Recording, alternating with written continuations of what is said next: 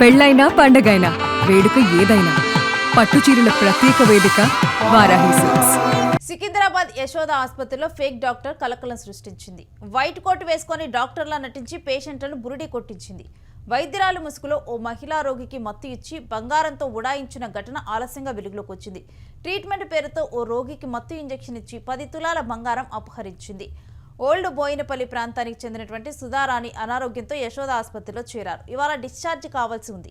ఈ క్రమంలో ట్రీట్మెంట్ పేరుతో పేషెంట్ గదిలోకి వెళ్లారు నకిలీ డాక్టర్. ట్రీట్మెంట్ పేరుతో రోగి బంధువులు బయటకు పంపించి అనంతరం మత్తు ఇంజెక్షన్ ఇచ్చి ఒంటిపై ఉన్నటువంటి 10 తులాల బంగారాన్ని అపహరించింది.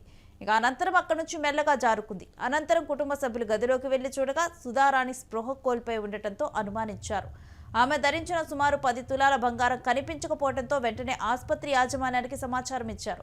ఈ ఘటన మీద స్పందించినటువంటి ఆసుపత్రి యాజమాన్యం ఆ మహిళ తన ఆసుపత్రికి చెందినటువంటి సిబ్బంది కాదని స్పష్టం చేసినట్లు తెలుస్తోంది. దీంతో బాధితులు పోలీసులకు ఫిర్యాదు చేశారు. సీసీటీవీ ఫుటేజ్ను పరిశీలిస్తున్నామని, త్వరలోనే చోరీ చేసినటువంటి మహిళను పట్టుకుంటామని పోలీసులు తెలిపారు. ఇక ఫేక్ డాక్టర్ మీద దర్యాప్తు చేపట్టిన నేపథ్యంలో పోలీసులు కేసు నమోదు చేసి దర్యాప్తు చేపట్టారు. కానీ నర్సింగ్ స్టాఫ్ రూమ్ వద్ద సీసీ కెమెరాల్లో నకిలీ డాక్టర్ కదలికలు రికార్డ్ అయ్యాయి. ఇక ఒకవైపు ఈమె తెలిసిన వ్యక్తేనా లేక బయట నుంచి వచ్చిన వ్యక్తా అని కూడా అనుమానాలు వ్యక్తం చేస్తూ కూడా దర్యాప్తు ఆ దిశగా కొనసాగిస్తున్నారు. హాస్పిటల్ సికింద్రాబాద్ లో నిన్న అడ్మిట్ అయిన ఉండే మా mother sun stroke and other issues వల్ల అడ్మిట్ అయిన ఉండే.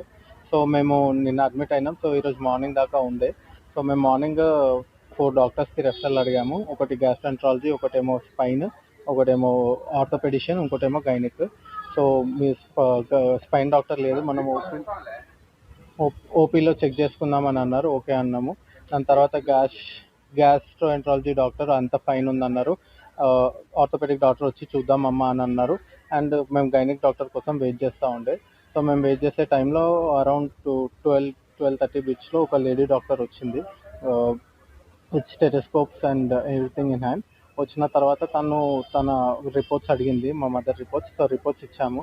రిపోర్ట్స్ ఇచ్చిన తర్వాత తను బయటికి వెళ్ళేసి మళ్ళీ వచ్చి మా మమ్మీతోని కొన్ని క్వశ్చన్స్ వేయాలి, కొంచెం గైనిక్ రిలేటెడ్, మీరు బయటికి వెళ్ళండి సార్ అంటే స్టాఫ్తో కూడా మాట్లాడింది. తను మాట్లాడి అటెండ్ వచ్చింది.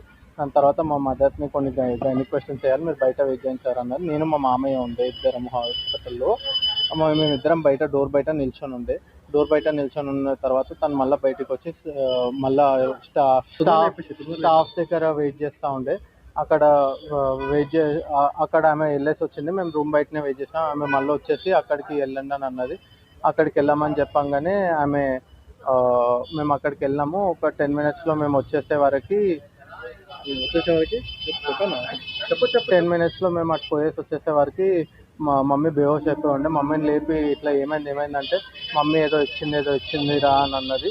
అది ఏంది అని చూసినాం. చైన్ చూస్తే చైన్ లేదు, కమ్మలు చూస్తే కమ్మలు లేవు. బయటకు వచ్చి నర్సింగ్ స్టేషన్ వాళ్ళని అడిగితే వాళ్ళు కమ్మలు ఏమి ఇంజెక్షన్ ఇచ్చారు అది అని అడిగితే మాకు తెలియదు అని అన్నారు. ఆమె ఎవరో డాక్టర్ వచ్చింది కదా మేము అంటే ఆమె ఎవరో మాకు కూడా తెలియదని వాళ్ళు చేయలేదు చేస్తున్నారు. అండ్ వాళ్ళని అడిగితే ఇప్పటివరకు ఏం రెస్పాన్స్ లేదు. ఇది ఇష్యూ అయ్యి 4 hours అవుతుంది. మమ్మీకి ఏం టెస్ట్ చేయలేదు. మమ్మీకి ఇప్పటివరకు ఏం టెస్టులు చేయలేదు. మమ్మీని ఏం పట్టించుకోలేదు. మళ్ళీ మేము పిఎస్కి వచ్చినాక ఇప్పుడు మాకు ఫోన్ చేసి ఇప్పుడు మీరు రండి మీ మదర్కి టెస్టులు అన్నీ అవి ఇవి చేస్తామన్నారు. మేనేజ్మెంట్ అయితే చాలా పూర్ ఉండే, చాలా వరస్ట్ ఉండే, మాకు చాలా ఇబ్బంది అయింది అని అంటున్నాను.